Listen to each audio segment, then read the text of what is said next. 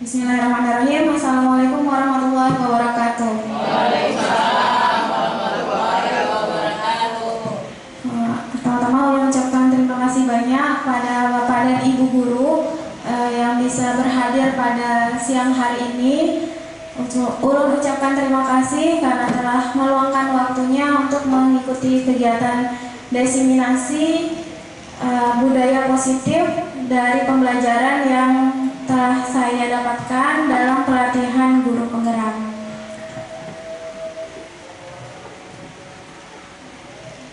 Yang akan dibahas pada siang hari ini yaitu ada disiplin positif, kemudian ada motivasi, selanjutnya ada teori motivasi, kontrol, hukuman, dan penghargaan. Selanjutnya ada posisi kontrol guru, kemudian keyakinan kelas, dan yang terakhir ada restitusi.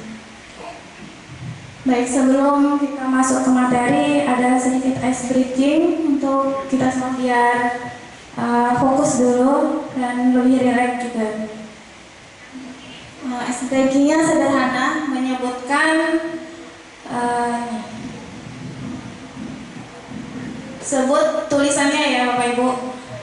Nanti kita lihat seberapa banyak sebutan yang benar dari yang kita lakukan. Sebut tulisannya.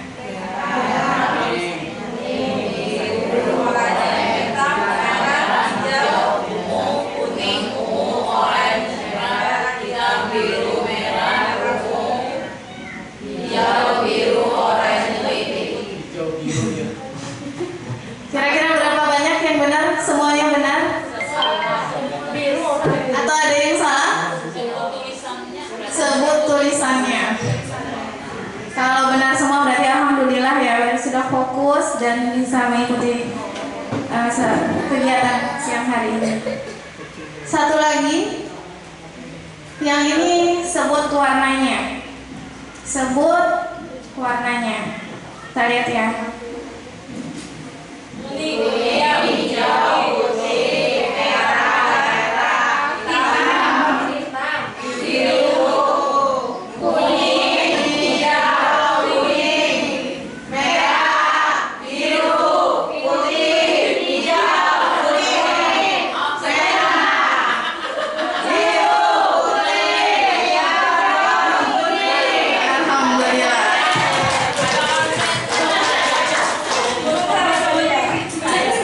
Alhamdulillah ya, banyak yang benar daripada yang tidak benar. Atau ada yang betul semuanya? Alhamdulillah. Oke, kita masuk ke materi. Ketika kita melihat atau mendengar kata disiplin, apa yang ada di bayangan ibu-ibu ataupun bapak-bapak? Tepat waktu, ya? Bukan saya. Ada lagi? Banyak ya. Kemarin ulun juga mencoba mengambil responden dari beberapa guru, dan ini jawaban ketika bagaimana kalau mendengar kata disiplin, apa yang ada di benak Bapak dan Ibu? Pertama, taat peraturan, kemudian ada tegas, selanjutnya mengumpul tugas. Kalau dibilang disiplin itu mengumpul tugas. Selanjutnya tepat waktu, kemudian ada continue, berkelanjutan, disiplin itu. Selanjutnya sesuai jadwal, kemudian ada juga yang menyebutkan mengerjakan tugas. Nah, Bapak dan Ibu, disiplin itu sering dimaknai menjadi sesuatu yang dilakukan seseorang pada orang lain untuk mendapatkan kepatuhan, atau kita cenderung disiplin dengan ketidaknyamanan. Itu yang sering terjadi mungkin di sekitar kita. Termasuk ulun ketika belum mempelajari modul ini. Nah, di sini ada kutipan Ki Hajar Dewantara, Mardika iku jarwanya Nora mung lepasing panggreh nying uga kuat kuasa aman diri priangga. Atau artinya merdeka itu artinya tidak hanya terlepas dari perintah, tetapi juga cakap atau bisa, pemahir, pandai buat memerintah diri sendiri. Nah, ini nanti ada hubungannya dengan kita yang saat ini masuk di kurikulum Merdeka. Nah, sebagai seorang pendidik, tujuan kita pada saat mengajarkan anak-anak adalah menciptakan anak-anak yang memiliki disiplin diri, sehingga mereka dapat berperilaku dengan mengacu pada nilai-nilai kebajikan yang universal dan memiliki motivasi intrinsik, atau motivasinya itu dari dalam dirinya, bukan ekstrinsik atau motivasi itu dari luar.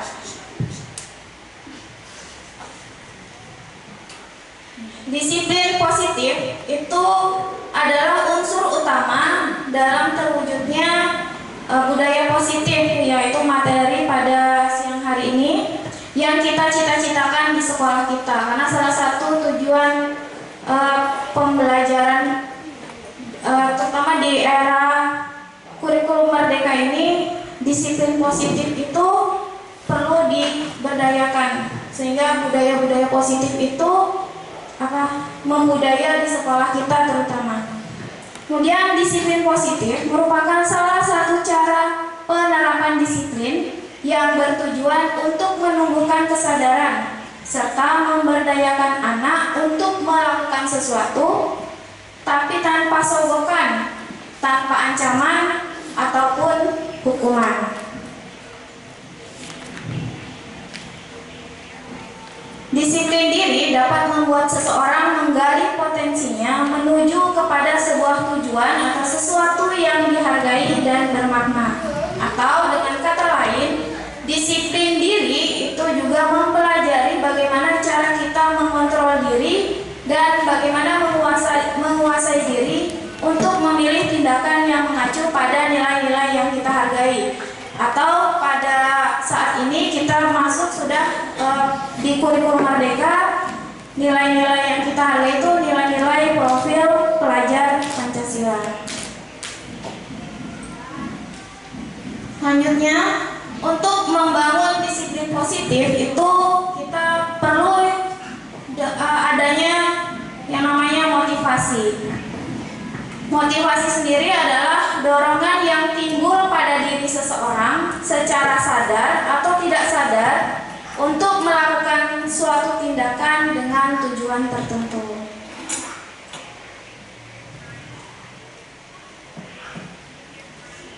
Nah, motivasi sendiri itu dibagi menjadi 3 bagian.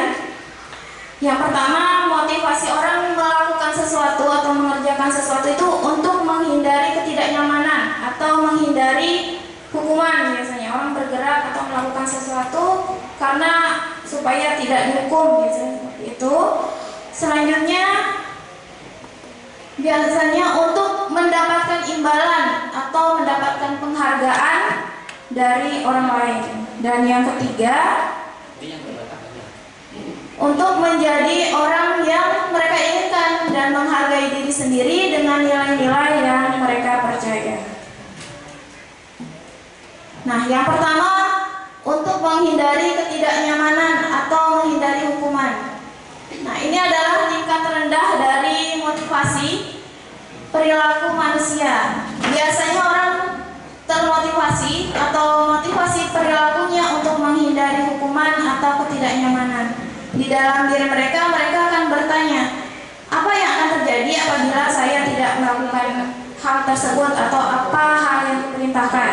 Nah, Nah, itu yang ada di benak seseorang ketika motivasinya untuk menghindari hukuman. Yang kedua, untuk motivasinya dia ingin mendapatkan imbalan atau mau dapat penghargaan dari orang lain.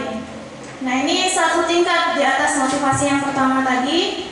Nah, di sini orang berperilaku dia melakukan sesuatu untuk mendapatkan imbalan atau penghargaan.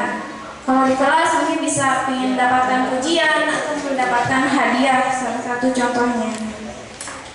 Dan yang ketiga, di sini mereka melakukan sesuatu untuk menjadi orang yang mereka inginkan dan mereka menghargai diri mereka sendiri dengan nilai-nilai yang dipercaya.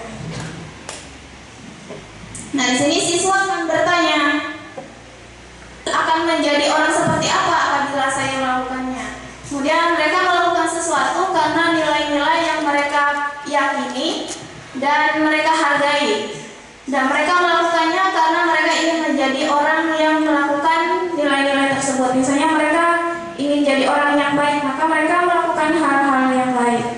Nah, ini adalah motivasi yang membuat seseorang memiliki disiplin positif karena motivasi perilakunya bersifat internal atau bukan dari eksternal. Kemudian motivasi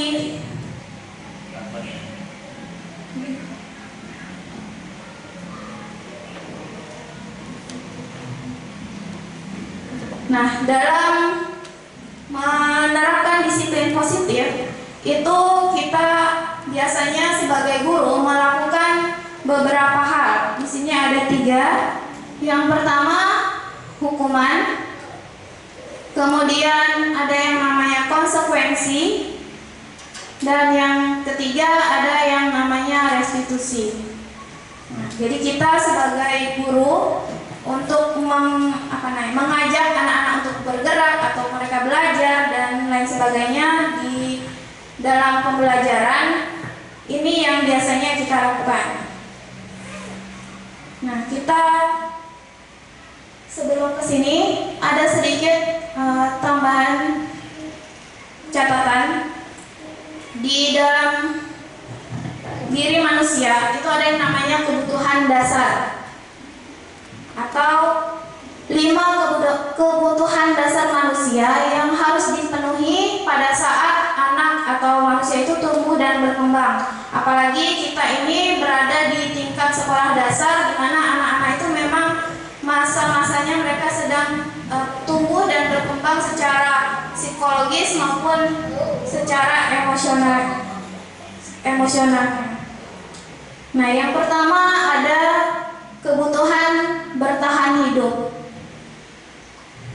Di sini maksudnya adalah mereka harus terpenuhi pertahanan dirinya, termasuk kesehatan, kemudian tempat tinggal atau rumah, dan juga makan. Jadi kalau ini terpenuhi, otomatis salah satu kebutuhan dasar yang mereka harus penuhi itu terpenuhi. Kemudian yang kedua ada kebutuhan kasih sayang dan rasa diterima. Artinya di sini kebutuhan psikologisnya mereka mereka harus memenuhi kebutuhan sosial mereka, saling berteman, kemudian saling memberi dan menerima, kemudian merasa menjadi bagian dari suatu kelompok. Selanjutnya yang ketiga, kebutuhan akan penguasaan. Di sini biasanya mereka ingin merasa dihargai oleh orang lain atau teman-teman atau dengan orang tua ataupun dengan guru. Mereka juga ingin merasa dihargai. Atau mereka biasanya melakukan pencapaian tertentu dan itu. Selanjutnya kebutuhan akan kebebasan. Di sini kebebasan itu ada maksudnya mereka mereka harus terpenuhi rasa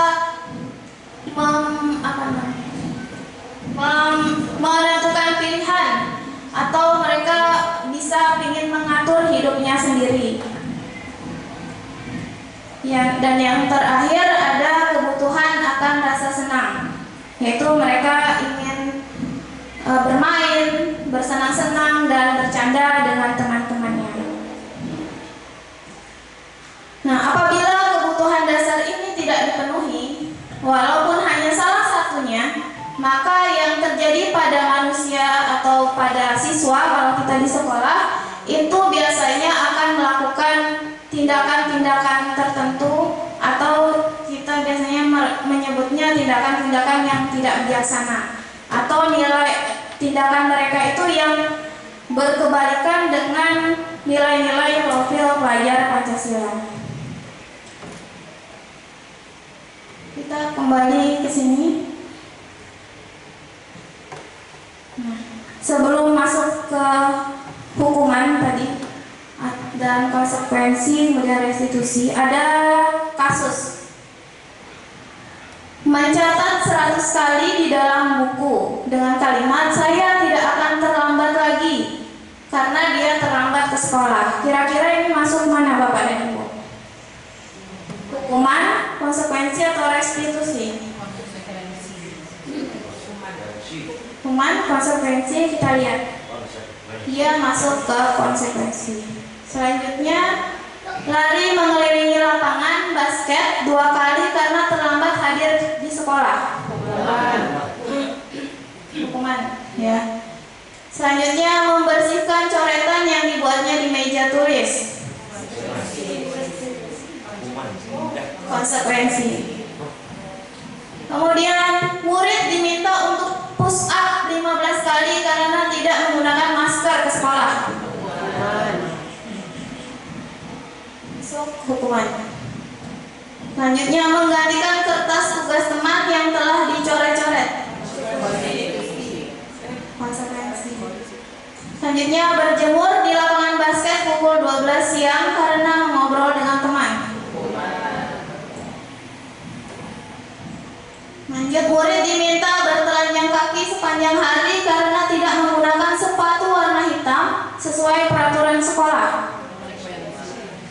Konsekuensi hukuman. Kemudian berdiri di depan kelas sambil mengangkat kaki satu karena tidak bisa menjawab pertanyaan.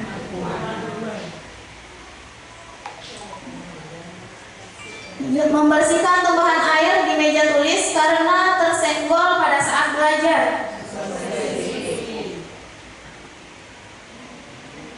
Kehilangan 10 menit jam istirahat untuk mengerjakan tugas karena terlambat datang dan tertinggal pelajaran selama 10 menit. Konsekuensi. Selanjutnya, duduk di bangku di pinggir lapangan pada jam istirahat, tidak diizinkan bermain oleh guru piket karena mencederai teman saat bermain di lapangan. Masuk. Konsekuensi. Terlambat hadir di pembelajaran daring 15 menit dan kemudian diminta untuk tinggal 15 menit sesudah kelas usai untuk membahas ketertinggalan pelajaran.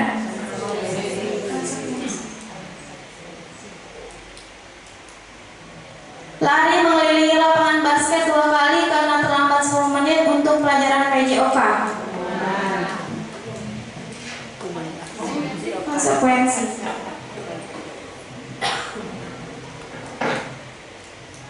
Kemudian membersihkan WC sekolah karena mematahkan pensil kawannya.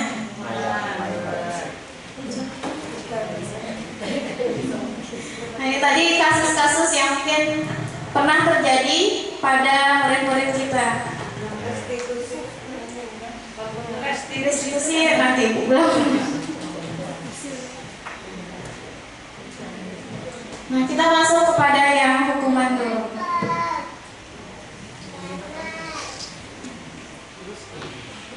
Nah, berdasarkan tadi, setelah melihat kasus, memilih apakah dia hukuman atau konsekuensi, kita lihat ciri-ciri hukuman itu bersifat tidak terencana dan tiba-tiba.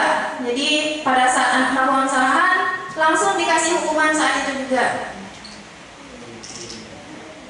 atau anak atau murid, dia tidak tahu apa yang akan terjadi dan tidak dilibatkan. Jadi tiba-tiba dikasih apa pada saat itu juga tanpa dia tahu, entah kesalahannya mungkin dia tidak tahu atau hukumannya pun dia tidak tahu. Tahu-tahu dia disuruh misalnya tadi keliling lapangan.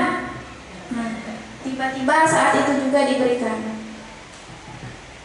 Yang ketiga, hukuman itu bersifat satu arah dari pihak guru yang memberikan, kemudian murid hanya menerima hukuman tanpa melalui kesepakatan atau pengarahan dari pihak guru, baik sebelumnya atau sesudahnya. Jadi ketika udah diberi hukuman, sudah selesai, ditinggal, anak-anak langsung mungkin kembali ke kelas tanpa diberi pengarahan setelahnya. Dan selanjutnya, hukuman itu yang diberikan bisa berupa hukuman fisik maupun psikis. Murid atau anak itu akan disakiti oleh suatu perbuatan atau bisa juga dari kata-kata. Biasanya dalam hukuman ini ada yang namanya kita guru mengontrol murid. Kemudian penguatan positif, efektif dan bermanfaat. Kemudian kritik dan membuat orang merasa bersalah itu dapat menguatkan karakter. Kita sering dengar hal-hal seperti ini. Kemudian orang dewasa itu memiliki hak untuk memaksa.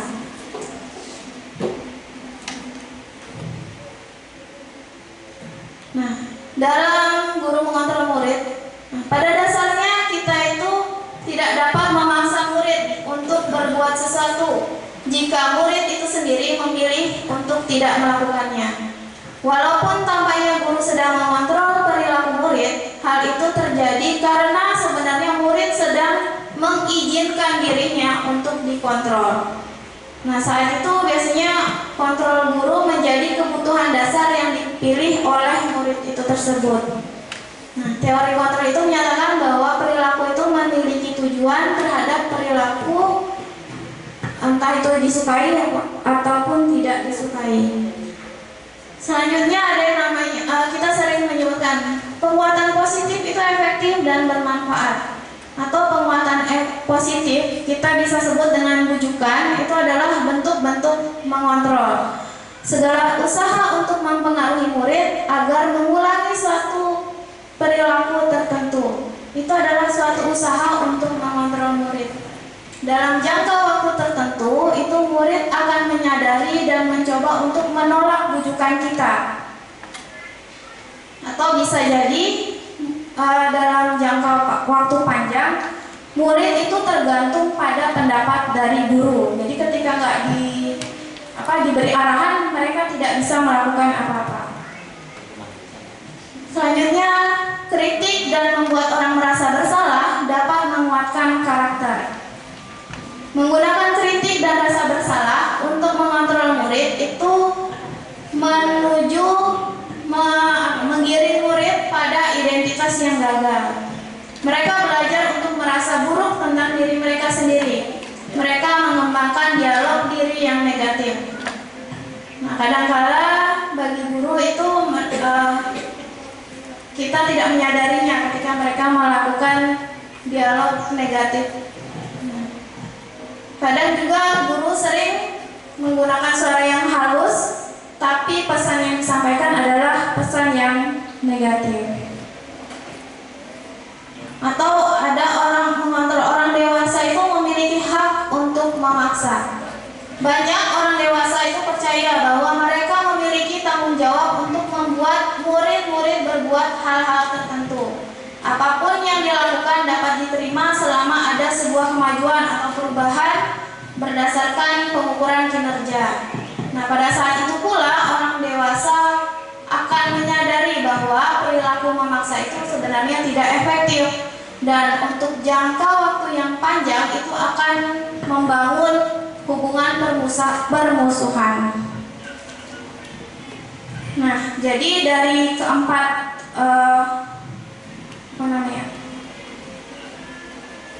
penyebutan tadi, dari guru mengontrol murid, kemudian adanya penguatan positif itu efektif, kritik dan membuat orang merasa bersalah itu dapat menguatkan karakter orang dewasa memiliki hak untuk memaksa, itu sebenarnya sebuah ilusi. Nah, di sini dituliskan oleh Dr. William Glasser dalam teori kontrol atau choice theory.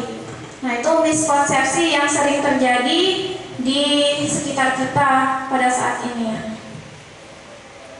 Atau kita sering mendengar ada hukuman atau penghargaan. Nah, penghargaan maupun hukuman itu ternyata sebenarnya adalah cara-cara mengontrol perilaku seseorang yang menghancurkan potensi untuk pembelajaran yang sesungguhnya. Menurut Hon, secara ideal belajar itu sendiri adalah sebuah penghargaan. Jadi kita sering ternyata memberikan penghargaan kepada murid atau mengiming-imingi sesuatu kepada murid itu ternyata sebuah hukuman, bukan sebuah penghargaan, atau itu hanyalah sebuah ilusi. Namanya teori dari Dr. Glasser tadi. Kemudian dampak kalau kita menerapkan hukuman atau penghargaan. Kalau hukuman itu biasanya menyakitkan pasti bagi siswa. Yang kedua, tidak nyaman, mungkin perasaannya akan tidak nyaman bagi dia. Kemudian menimbulkan rasa takut. Kemudian mereka biasanya menyembunyikan kesalahannya atau tidak jujur pada kita atau kepada teman-temannya. Dan yang terakhir, mereka bisa menjadi rendah diri kalau sering mendapatkan hukuman. Apabila seseorang mendapatkan penghargaan, biasanya penghargaan ini tidak terlalu efektif, kemudian merusak hubungan atau merusak perasaan. Jadi biasanya timbul rasa iri. Jika ada anak yang mendapatkan hadiah misalnya, pasti yang lain kepingin. Nah, kalau dia terus yang dapat, itu pasti ada yang iri salah satunya. Kemudian mematikan kreativitas, karena mereka ingin unggul, tapi mungkin cara-cara yang akan dilakukan atau dipilih masih kurang tepat. Kemudian menghukum dengan perankingan. Nah, ini salah satunya tadi.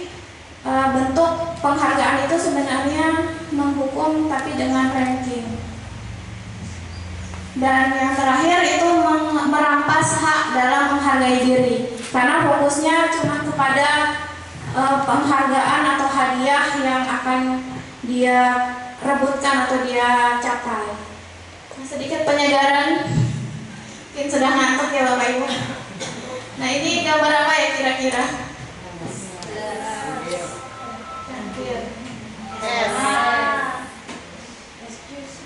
Wow. Ini silahkan diambil di toko-toko terdekat. Ini es doger.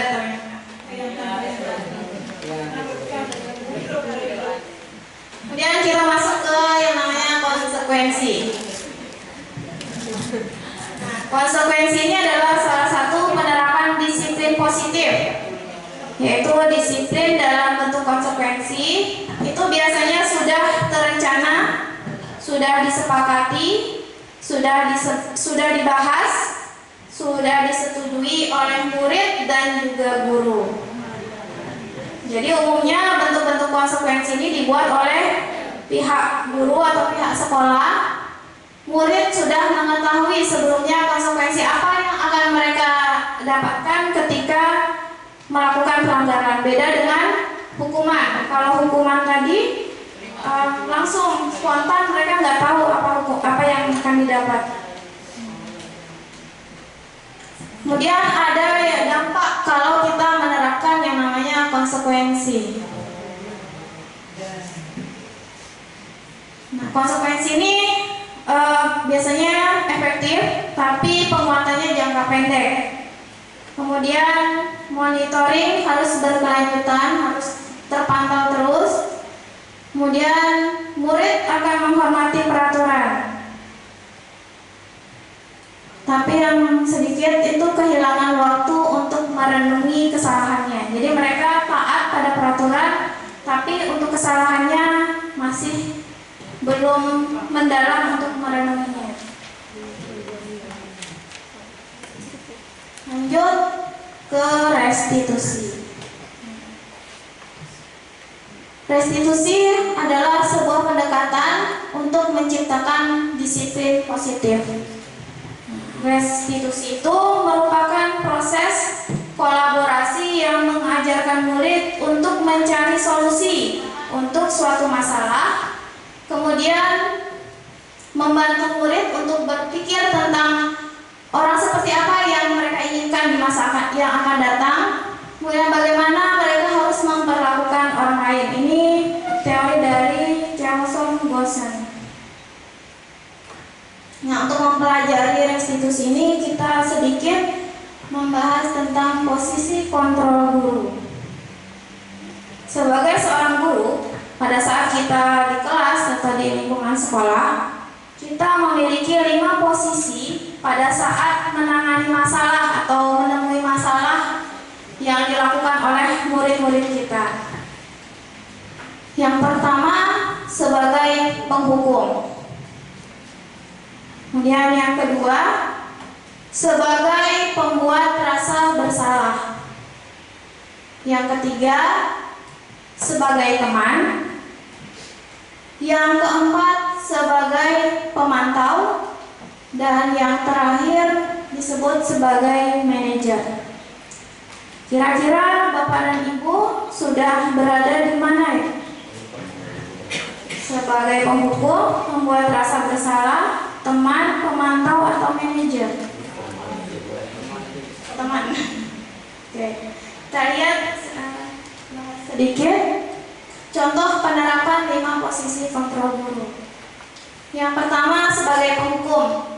Biasanya ada kalimat yang diucapkan oleh guru, patuhi aturan sekolah, lalu berdiri di barisan depan atau berdiri di depan barisan. Nah, itu biasanya kita sebagai penghukum. Bahasanya atau nadanya tegas. Atau yang kedua, sebagai pembuat rasa bersalah. Biasanya ada kata-kata, berapa kali ibu harus memberitahu kamu? Ibu kecewa sama kamu. Nah, itu biasanya sebagai pembuat rasa bersalah. Atau sebagai teman, ayolah yang tertib nak, buat ibu guru bangga. Kali ini ibu maafkan kesalahan kamu. Nah, ini sebagai teman biasanya. Atau sebagai pemantau, kamu sudah melanggar. Kamu tahu kan apa peraturannya dan apa konsekuensi yang akan kamu dapatkan. Itu biasanya kalimat atau pertanyaan yang akan diajukan ke murid. Dan yang terakhir sebagai manajer. Biasanya kalimat yang disampaikan, apakah kamu tahu kesalahan kamu?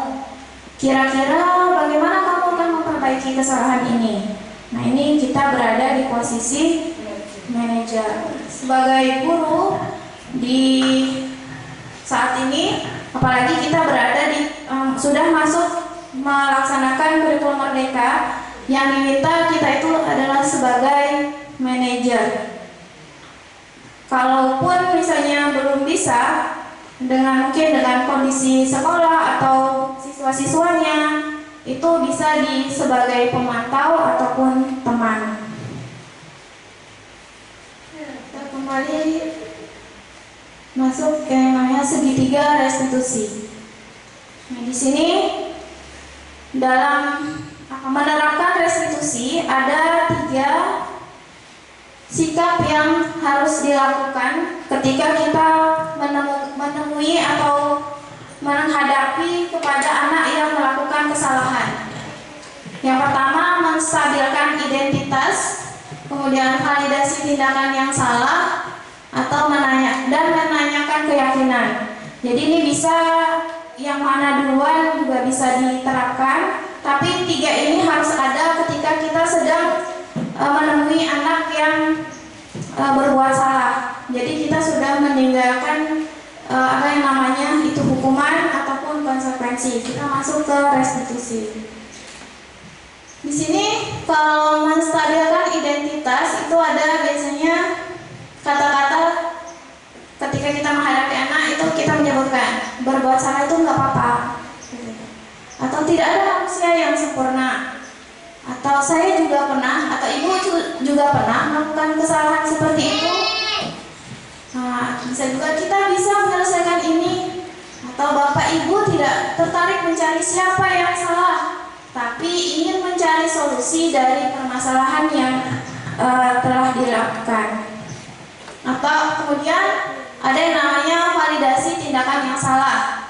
Nah, itu kata-kata ini biasanya akan masuk dalam dialog.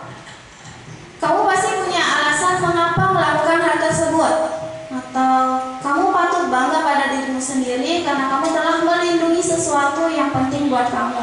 Nah, ketika anak melakukan sesuatu kesalahan, itu mungkin ada alasan di baliknya. Nah, ini bisa kita ucapkan di sini kepada anak.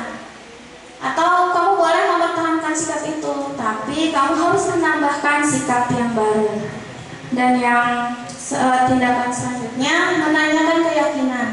Nah, di sini penguatannya apa nilai-nilai umum yang telah disepakati. Jadi mengingatkan kembali keyakinan kelas yang sudah dibuat.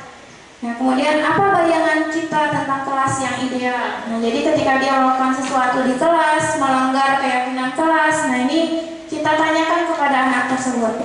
Atau kamu mau jadi orang yang seperti apa nanti di masa depan? Nah, kita giring pertanyaan ini. Nah, ini bisa yang mana duluan itu silakan, tapi ketiga hal ini kita masukkan dalam kegiatan restitusi. Adapun dampak kalau kita menerapkan restitusi di sekolah terutama atau ketika kita menghadapi anak yang melakukan kesalahan. Yang pertama, murid dapat bertanggung jawab atas perilakunya. Yang kedua, fokus pada pemecahan masalah jangka panjang. Yang ketiga, murid nanti akan dapat menghargai diri sendiri ataupun akhirnya dia mampu menghargai orang lain. Akhirnya dia tidak melakukan kesalahan lagi. Dan yang selanjutnya, mereka memegang kontrol akan dirinya sendiri. Jadi tidak dipengaruhi oleh orang lain atau lingkungan. Dan yang terakhir, mereka itu semangat memperbaiki kesalahan atau memperbaiki diri, karena mereka sudah tahu nilai-nilai apa yang harusnya ada di dalam diri mereka. Nah, untuk menerapkan restitusi, biasanya kita akan membuat yang namanya keyakinan kelas. Nah, keyakinan kelas ini, kenapa sebutannya keyakinan kelas? Mengapa bukan peraturan kelas? Kalau yang selama ini kita dengar itu biasanya peraturan kelas, atau biasanya yang terakhir itu kesepakatan kelas. Tapi kenapa kok sekarang namanya keyakinan kelas? Nah, ini ada kasus. Mengapa kita memiliki peraturan tentang penggunaan helm pada saat mengendarai kendaraan roda 2 atau sepeda motor? Kenapa Bapak Ibu? Agar selamat. Atau ini, mengapa kita memiliki peraturan tentang penggunaan masker dan mencuci tangan setiap saat, terutama di masa COVID kemarin? Menjaga keselamatan atau kesehatan. Nah, nilai-nilai keselamatan atau kesehatan ini yang disebut sebagai suatu keyakinan, yaitu nilai-nilai kebajikan universal yang disepakati secara tersirat dan tersurat, terlepas itu dari latar belakang suku, negara, bahasa maupun agamanya. Jadi sudah masuk kepada keyakinan di dalam dirinya. Kemudian nilai-nilai kebajikan menekankan pada keyakinan seseorang akan lebih memotivasi seseorang itu dari dalam. Seseorang akan lebih tergerak dan bersemangat untuk menjalankan keyakinannya daripada hanya sekadar mengikuti serangkaian peraturan tertulis tanpa makna atau tanpa mereka ketahui maknanya. Begitu juga dengan murid-murid kita. Mereka perlu mendengarkan dan memahami arti sesungguhnya tentang peraturan yang diberikan, nilai-nilai kebaikan atau kebajikan di balik peraturan tersebut. Apa tujuan utamanya, dan bukan mereka menjadi tidak tertarik atau takut atau hanya sekedar mengikuti serangkaian peraturan yang mengatur mereka tanpa memahami tujuan mulianya. Nah, keyakinan kelas ini biasanya dibentuk di kelas, terutama bisa juga di sekolah untuk keyakinan sekolah bersama guru-guru. Kalau di kelas pastinya dengan bersama guru dan murid-murid. Kemudian keyakinan kelas ini biasanya bersifat lebih abstrak daripada peraturan yang lebih rinci dan konkret. Jadi bahasanya itu lebih sederhana, lebih abstrak, tapi abstrak ya, tidak, poinnya itu tidak terlalu banyak nanti. Kemudian keyakinan kelas berupa pernyataan-pernyataan universal atau pernyataannya lebih umum, lebih banyak maknanya. Pernyataan keyakinan kelas itu senantiasa dibentuk dalam bentuk positif atau dalam kalimat yang positif. Jadi tidak ada kata tidak boleh atau jangan, terlambat, itu tidak ada di dalam kalimat keyakinan kelas. Selanjutnya, keyakinan kelas hendaknya tidak terlalu banyak sehingga mudah diingat dan dipahami oleh seluruh warga sekolah atau seluruh warga kelas karena dibuat di kelas. Keyakinan kelas sebaiknya sesuatu yang dapat diterapkan di lingkungan tersebut. Jadi kita benar-benar membuat keyakinan kelas itu yang diterapkan di kelas, bukan dibawa ke rumah atau di tempat yang lain. Selanjutnya, seluruh warga kelas ikut berkontribusi dalam pembuatan keyakinan kelas lewat kegiatan curah pendapat atau diskusi. Dan ini diskusinya biasanya cukup panjang karena memahamkan ke anak paham maksudnya sampai semuanya paham, dibuat menjadi keyakinan kelasnya. Nah, salah satu contoh keyakinan kelas itu seperti ini.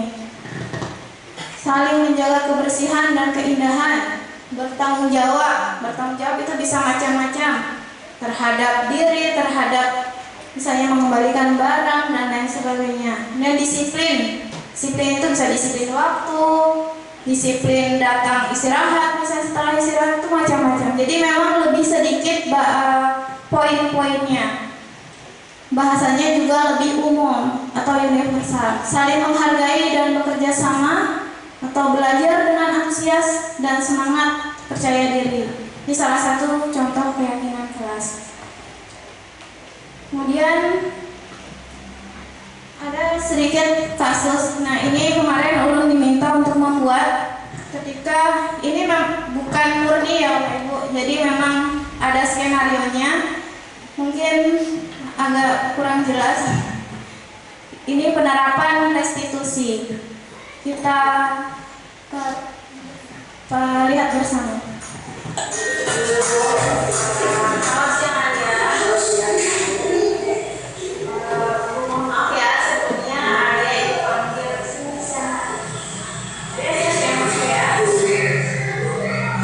Ibu mau tanya dulu deh. Adia tahu nggak kenapa Ibu panggil di sini?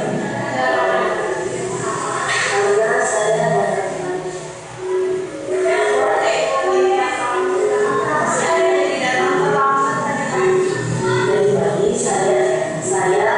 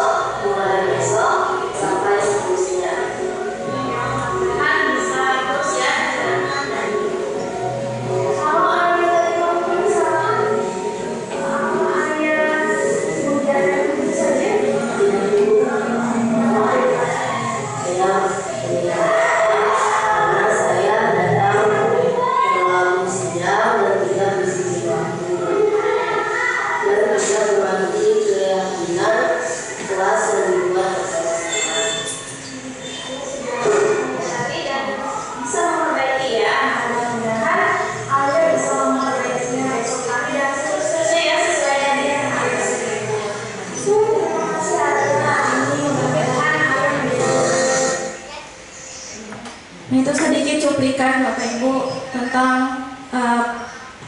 praktek restitusi, segitiga restitusi. Nah, ini yang disampaikan ketika belum mendapatkan materi budaya positif yang sebaiknya kita terapkan ketika anak-anak melakukan kesalahan. Menurut Bapak dan Ibu, kira-kira bagaimana budaya positif ini? Apakah bisa diterapkan di sekolah kita? Bisa. Berapa persen kira-kira bisa diterapkan? Masih berusaha, dicoba dulu ya Bapak dan Ibu. Kalaupun misalnya tadi belum bisa sampai ke restitusi, paling tidak kita masuk di dalam konsekuensi. Terakhir, kesimpulan dari materi yang saya sampaikan itu, menghukum bukanlah sikap yang baik untuk menegakkan kedisiplinan di kelas kepada siswa. Memberi hukuman memang efektif, namun sifatnya hanyalah sementara. Menerapkan budaya restitusi memberikan dampak yang baik dengan jangka panjang, bahkan bisa sepanjang hayat. Dan yang terpenting bagi seorang guru, memahami kebutuhan dasar manusia itu penting menurut saya, sehingga ketika kita menemui siswa yang bermasalah, kita tidak semena-mena memberi hukuman tanpa mengetahui alasan siswa melakukan kesalahan tersebut. Demikian penyampaian budaya positif dari saya siang hari ini. Apakah ada yang mungkin ingin dikoreksi atau ditanyakan dari Bapak dan Ibu?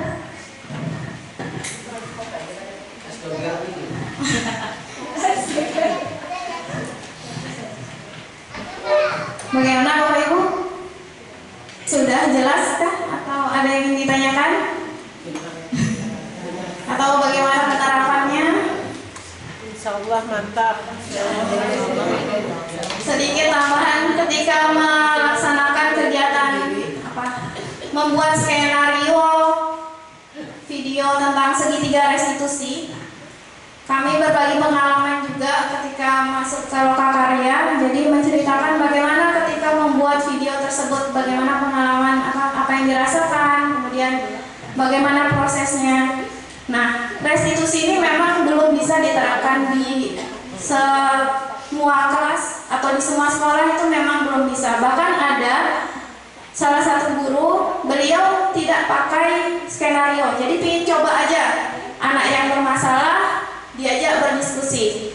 Yang terjadi anaknya diam, tidak bisa menjawab, bingung mau jawab apa. Jadi memang di dalam video tersebut anaknya ya inggih gitu aja jawabannya. Kalau skenario tadi kan memang masih skenario, dan